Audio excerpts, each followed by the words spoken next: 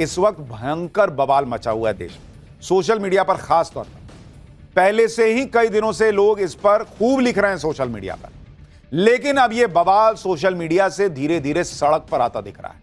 और इस वक्त की स्थिति यह हो गई है कि यूजीसी के नियमों को लेकर सामान्य वर्ग में जो आक्रोश है वो बढ़ता चला जा रहा है।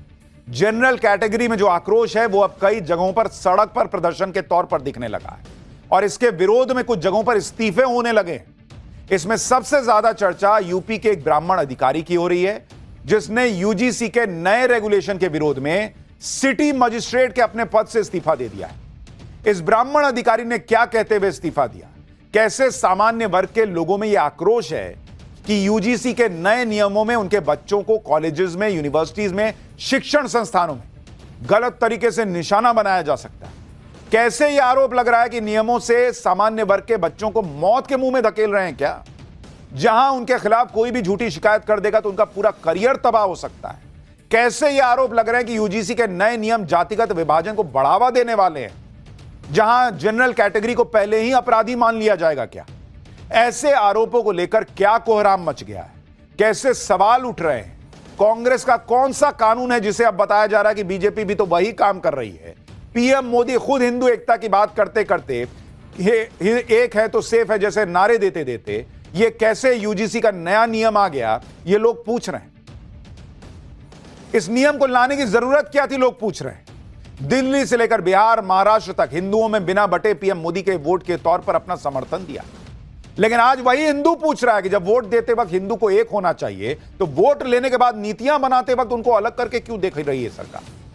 यूजीसी के नए नियम को देखकर लोगों को कांग्रेस के जमाने में लाए गए कम्युनल बिल की याद आ रही। लोग कह रहे हैं कि केंद्र सरकार क्या कांग्रेस वाला कांड कर रही है। आज इसके बारे में विस्तार से आपको बताऊं कि जो काम मुसलमानों के लिए कांग्रेस ने किया, क्या वही काम नरेंद्र मोदी सरकार ने ओबीसी के लिए कर दिया, और कैसे जबरदस्त कोहराम मचा है इस पर। जब यह कोहराम मचा है तो क्या यूजीसी के नए नियम नरेंद्र मोदी बदल देंगे, इस सब के बारे में बात होगी आज। यूजीसी के नए नियमों के खिलाफ अब तक सोशल मीडिया पर बोला जा रहा था, लेकिन अब खुलकर विरोध होने लगा है। देश के अलग अलग शहरों में सामान्य वर्ग के लोग और संगठन इसके विरोध में उतरने लगे। ये तस्वीरें यूपी के सिद्धार्थनगर की हैं, जहां लोग प्रोटेस्ट कर रहे हैं। इसी तरह से कानपुर में भी यूजीसी के नए नियमों को लेकर जमकर विरोध है। लोग प्रोटेस्ट मार्च निकाल के अपना विरोध दर्ज करा रहे हैं। यूजीसी के नए नियमों के विरोध में कई संगठन भी शामिल हो गए हैं। करणी सेना के लोगों ने भी इसका विरोध किया है और सरकार से नए नियमों को वापस लेने की मांग की। यह आक्रोश धीरे धीरे ही सही लेकिन बढ़ता जा रहा है, क्योंकि अब इस्तीफे भी होने लगे। आज सबसे ज्यादा चर्चा यूपी के एक ब्राह्मण अधिकारी की है, जिसने यूजीसी के नए नियमों के विरोध में पद से इस्तीफा दे दिया। यूजीसी के नए नियमों के विरोध में बरेली के सिटी मजिस्ट्रेट अलंकार अग्निहोत्री ने इस्तीफा दे दिया। अलंकार अग्निहोत्री 2016 बैच के पीसीएस अधिकारी हैं। यूजीसी के नए नियमों से अलंकार अग्निहोत्री बहुत नाराज थे। राज्यपाल और डीएम को अपना इस्तीफा भेज दिया। अलंकार का कहना है कि यूजीसी के नए नियम सामान्य वर्ग के खिलाफ हैं और इसका दुरुपयोग होने की आशंका है। एक बार उनको सुनिए, फिर इन नियमों में ऐसा क्या है कि इतना विरोध हो रहा है, इतना गुस्सा है, आपको समझाऊंगा। यूजीसी का जो रेगुलेशन अभी आया है, जो 13 जनवरी का जो बजट है भारत सरकार का, उसमें सामान्य वर्ग के जो विद्यार्थी हैं, जो यूनिवर्सिटी में, उनको स्वघोषित अपराधी मान लिया गया है। उनके विरुद्ध समता समिति के माध्यम से शिकायत दर्ज कराई जाएगी। और आपके जो बेटे बेटियां हैं, यदि बेटी है तो उसका शारीरिक शोषण समता समिति के माध्यम से फर्जी शिकायतों का निस्तारण करने के दौरान किया जा सकता है। अगर आपका बेटा प्रतिभावान है तो कोई भी आप पे एक फर्जी शिकायत डाल सकता है और आपके पूरे बेटे का भविष्य बर्बाद कर सकता है। समता समिति के सदस्य जो उनका शोषण कर सकते हैं। यानी लोगों की चिंताएं बढ़ रही हैं कि ये जो नया नियम आया है वो जनरल कैटेगरी के जो बच्चे बच्चियां हैं उनका करियर तो नहीं बर्बाद कर देगा। यूजीसी के नए नियमों के खिलाफ ये जो गुस्सा है वो बीजेपी के अंदर भी दिखने लगा है, क्योंकि आप देखिए कि सामान्य वर्ग के अधिकारियों ने इस्तीफा दिया तो उधर बीजेपी के कई नेता और पूर्व विधायक भी इस्तीफा देने लगे। लखनऊ में बीजेपी के 11 पदाधिकारियों ने इस्तीफा दे दिया है। ये सभी नेता बीकेटी विधानसभा क्षेत्र के हैं। यहां से बीजेपी के योगेश शुक्ला विधायक हैं। यानी बीजेपी के अंदर भी विरोध बढ़ रहा है। जब समाज में गुस्सा है, अधिकारियों में गुस्सा है, खुद बीजेपी के अंदर गुस्सा फूटने लगा है, तो सवाल पूछा जा रहा है कि सरकार क्या कर रही है, सरकार के लोग क्या कर रहे हैं। वो आपको आगे दिखाऊंगा, लेकिन पहले यह समझ लीजिए कि आखिर यूजीसी के नए नियमों में ऐसा है क्या जिसको लेकर इतना कोहराम मच रहा है। क्योंकि कहा जा रहा है कि यूजीसी के जो नियम शिक्षण संस्थानों में भेदभाव को खत्म करने के नाम पे लाए गए, उन्हीं नए नियमों से क्यों सामान्य वर्ग के लोगों के प्रति भेदभाव का बढ़ने का आरोप लग रहा है। यूजीसी के नए नियम क्या कहते हैं, पहले वो देखिए। यूजीसी ने यानी यूनिवर्सिटी ग्रांट कमीशन ने उच्च शिक्षा संस्थानों में promotion of equity in higher education institution regulation 2026 लागू किया। इसका मकसद बताया कि सभी यूनिवर्सिटी और कॉलेजेस में बराबरी और सम्मान सुनिश्चित होगा। किसी भी छात्र के साथ जाति, लिंग, वर्ग या किसी के आधार पर भेदभाव को रोकने का मकसद यह बताया गया। लेकिन इस नियम में एससी, एसटी, ओबीसी कैटेगरी के छात्रों के अधिकारों की सुरक्षा पर खास जोर दिया गया। नए नियम के तहत हर उच्च शिक्षा संस्थान में इक्विटी कमेटी का गठन करना जरूरी होगा। ईओसी यानी equal opportunity centre, equity committee और 24 घंटे हेल्पलाइन का गठन होगा। अगर शिकायत मिलती है तो तय समय में शिकायत निपटाने की व्यवस्था भी होगी। इन संस्थाओं को अधिकार होगा कि वो कैंपस में व्यवहार पर नजर रखेंगे, शिकायतों की जांच करेंगे और कार्रवाई की सिफारिश करेंगे। यूजीसी के ये नए नियम सरकार के साथ साथ प्राइवेट यूनिवर्सिटी और कॉलेजेस पर भी लागू हैं। यूजीसी के नए नियमों में एससी, एसटी और ओबीसी वर्ग के छात्रों को खास प्राथमिकता देने का ही आरोप लग रहा है। कहा जा रहा है कि उनके साथ भेदभाव हो सकता है तो जनरल कैटेगरी के साथ नहीं हो सकता है। यूजीसी के नए नियमों का इरादा यानी इंटेंशन सही हो सकता है, लेकिन उसके कुछ क्लॉज ऐसे हैं जो कि सवाल पूछने पे मजबूर करते हैं। भाई इंटेंशन आपका है कि किसी के साथ भेदभाव ना, सबको बराबरी से देखा जाए, तो सब में जनरल नहीं आना चाहिए। फ्रेमवर्क में जो कमियां हैं उसी वजह से इसका विरोध हो रहा है। यूजीसी के नियम के मुताबिक किसी भी छात्र के साथ जाति, लिंग या वर्ग के आधार पर भेदभाव ना हो।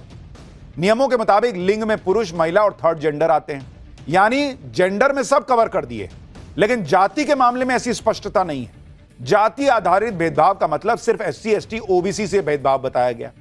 अगर लिंग के आधार पर पुरुष, महिला या थर्ड जेंडर से भेदभाव हो सकता है तो हर जाति के लोग का भेदभाव का शिकार क्यों नहीं हो सकते भाई? नियमों में जांच के लिए सबूत का भी कोई तय मानक नहीं है, इसे लेकर भी कोई स्पष्टता नहीं है।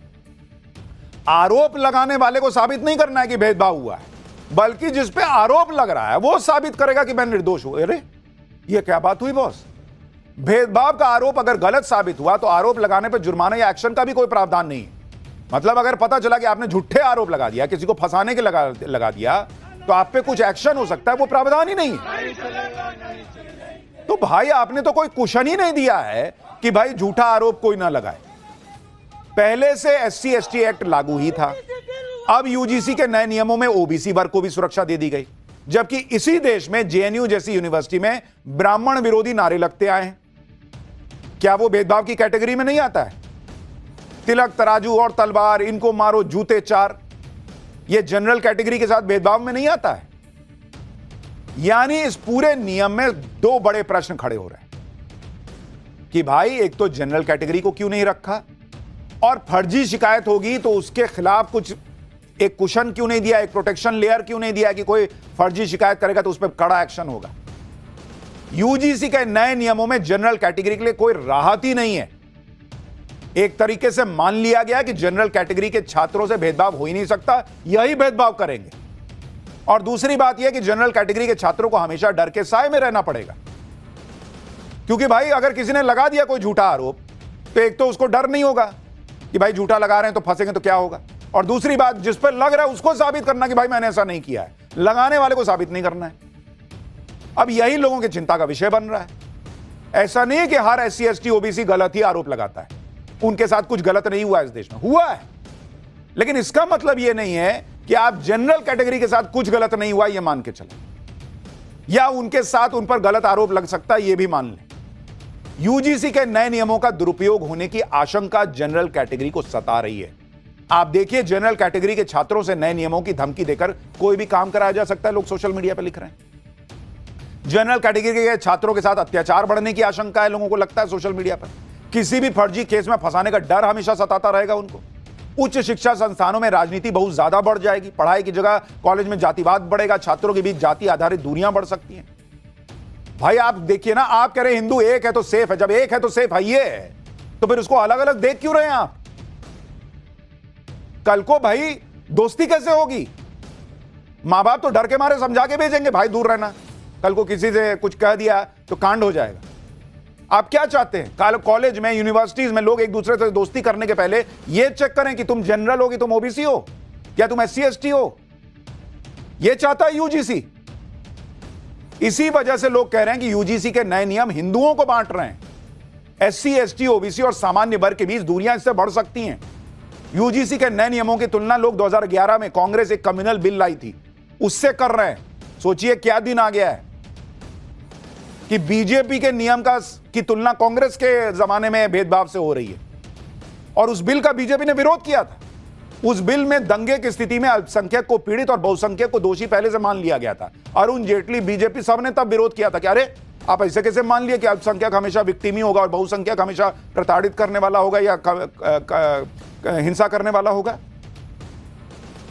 आज लोग पूछ रहे हैं कि जो कांग्रेस ने किया था मुस्लिम वोट के लिए, बीजेपी वही नहीं कर रही है ओबीसी एससी एसटी वोट के लिए। क्या आपने पहले ही मान लिया है कि जो विक्टिम होगा वो एससी एसटी ओबीसी होगा और जो प्रताड़ित करेगा वो जनरली होगा?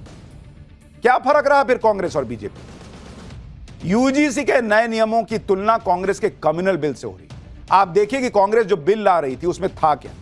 कम्युनल वायलेंस बिल का नाम prevention of communal and targeted violence, access to justice and reparations रखा था।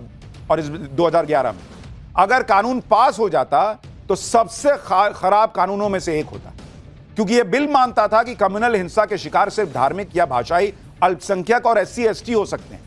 इसके विरोध में अरुण जेटली ने तब कहा था कि बिल बहुसंख्यक विरोधी है और मानता है कि कम्युनल हिंसा में हमेशा बहुसंख्यक दोषी होता है। आज पब्लिक पूछ रही है कि बीजेपी ने क्या अलग किया, यूजीसी ने क्या अलग किया है? फिर ऐसा ही कांड यूजीसी के नए नियमों को लेकर सामान्य वर्ग के साथ किया गया है, क्योंकि पहले से ही मान लिया गया है कि सामान्य वर्ग पीड़ित हो ही नहीं सकता। इसी से सबसे बड़ी चिंता इन नियमों के दुरुपयोग को लेकर हो रही, क्योंकि लोग कह रहे हैं कि झूठी शिकायतें अगर हुई तो सुरक्षा का कोई प्रावधान ही नहीं। ऐसे में सामान्य वर्ग का छात्र कहां जाएगा? और इसी से सामान्य वर्ग में गुस्सा है। लेकिन जब इस गुस्से को लेकर सरकार के मंत्रियों से सवाल किए गए तो आप देखिए क्या हो रहा है। केंद्रीय मंत्री नित्यानंद राय से यूजीसी पर सवाल पूछा गया तो वो हर हर महादेव के नारे लगा के चल दिए। सुनिए एक बार। यूजीसी में सर नियम में बदलाव किया गया है, इससे स्वर्ण समाज काफी आक्रोश में है। यूजीसी को लेकर स्वर्ण समाज काफी आक्रोश में है, इसको क्या कहेंगे? राजीव भगवान विष्णु माता लक्ष्मी की जय। एसपी यादव की विजय साहनी हर नाथ की जय। पाटलेश्वर नाथ की। आप सोचिए बॉस, एक मंत्री से पूछा जा रहा है कि भाई सवर्णों में नाराजगी है, जनरल कैटेगरी में नाराजगी है। वो जवाब देने की बजाय, अगर कोई गलतफहमी है तो दूर करने की बजाय हर हर महादेव के नारे लगा के हंसते हुए चल दिए। यही इनकी जिम्मेदारी है। सोचिए, सामान्य वर्ग का इतना गुस्सा हर जगह दिख रहा है और मंत्री से सवाल हो रहे हैं तो जवाब में हर हर महादेव करके निकल लिए। यह स्थिति तब है जब आप देखिए कि सामान्य वर्ग वो वर्ग है जो भर भर के बीजेपी को वोट देता है। मैं आपको याद दिला दूं, इनको अगर किसी को याद नहीं है तो उनको याद रहना चाहिए कि जनरल कैटेगरी अपना कलेजा निकाल के दे देती है बीजेपी। आप 2024 का चुनाव देखिए, बीजेपी को किसने कितना वोट दिया। बीजेपी को वोट देखिए 2024 का, आपको बता रहा हूं। हिंदू जनरल कास्ट, उसने कितना वोट दिया आपको पता है? 53% बॉस, आधे से ज्यादा जनरल कास्ट के लोगों ने बीजेपी को वोट दिया है। और 2019 में भी यही 53% था, यानी सेम टू सेम रिपीट हुआ। लेकिन हिंदू अपर ओबीसी अगर आप देखिए, हिंदू अपर ओबीसी, उसने कितना वोट किया बीजेपी के लिए? 39%। हिंदू लोअर ओबीसी अगर आप देखेंगे, हिंदू लोअर ओबीसी ने वोट किया 49% बीजेपी के लिए। और अगर आप 2019 के चुनाव से कंपेयर कीजिएगा तो बीजेपी को इतना ही 2019 में भी जनरल कैटेगरी ने वोट किया था। हिंदू अपर ओबीसी जो है वो 41% था, यानी -2% हो गया 2024 में। और हिंदू लोअर ओबीसी जो 48% था वो बढ़ के 49% हुआ। और ये लोक नीति सीएसडीएस के आंकड़े आपको बता रहा हूं। तो भाई अगर आप कंपेयर भी कीजिएगा तो जनरल कास्ट आपके साथ हमेशा खड़ा मिलता है और इसलिए उसको नाराजगी लग रही है कि जब यहां सब एक होकर वोट देते हैं तो आप काहे जनरल कास्ट को अलग करके देख रहे हैं? बीजेपी को तो मुखर होकर सामान्य वर्ग के मामले में बोलना चाहिए, लेकिन जिसे बोलना चाहिए वो